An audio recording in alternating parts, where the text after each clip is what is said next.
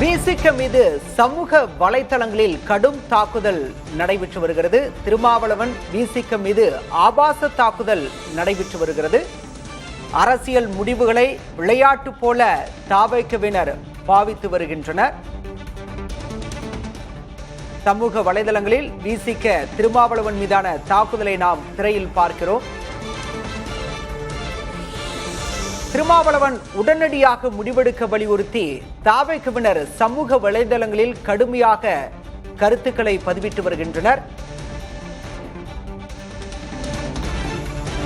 விடுதலை சிறுத்தைகள் கட்சியினர் தீவிர கலந்தாலோசனையில் இருக்கும் நிலையில் அந்த ஆலோசனையை தாவேக்கவினர் கடுமையாக சாடியிருக்கின்றனர்.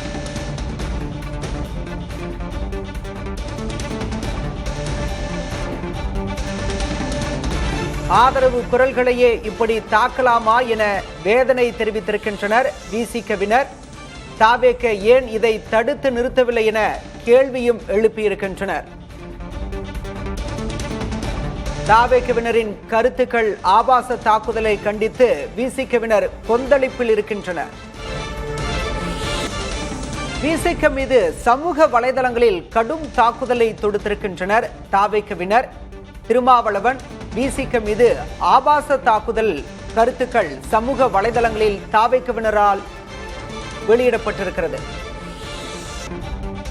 திருமாவளவன் உடனடியாக முடிவெடுக்க சொல்லி இந்த தாக்குதல் என்பது சமூக வலைதளத்தில் தொடர்கிறது.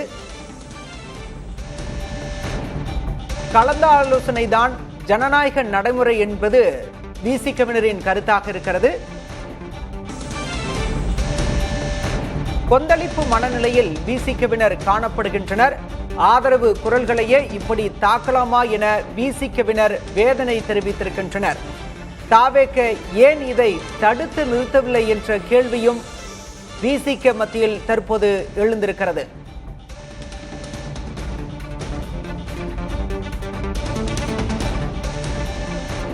தாவேக்க அணுகுமுறையில் மீண்டும் சிக்கல் ஏற்பட்டிருக்கிறதா என்ற கேள்வி எழுந்திருக்கிறது. வெறும் கடிதம் கொடுப்பவராக பாவிப்பதாக அரசியல் வட்டாரத்தில் தற்போது ஒரு புகார் எழுந்திருக்கிறது. விசிக யாருக்கு ஆதரவு தரலாம் என்ற தொடர் கலந்து ஆலோசனையில் ஈடுபட்டிருக்கிற கூடிய சூழலில் தாவேக்கவினரின் அணுகுமுறையில் சிக்கல் ஏற்பட்டிருப்பதாக சொல்லப்படுகிறது. விசிக மீதும் திருமாவளவன் மீதும் சமூக வலைதளங்களில் தாவேக்கவினர் கடும் தாக்குதலை மேற்கொண்டிருக்கின்றனர். திருமாவளவன் விசிக மீது ஆபாச தாக்குதல், ஆபாச கருத்துகள் சமூக வலைதளங்களில் பரவிவிடப்பட்டிருக்கிறது. அரசியல் முடிவுகளை விளையாட்டு போல தாவேக்கவினர் பாவிப்பதாக விசிகவினர் குற்றம் சாட்டியிருக்கின்றனர்.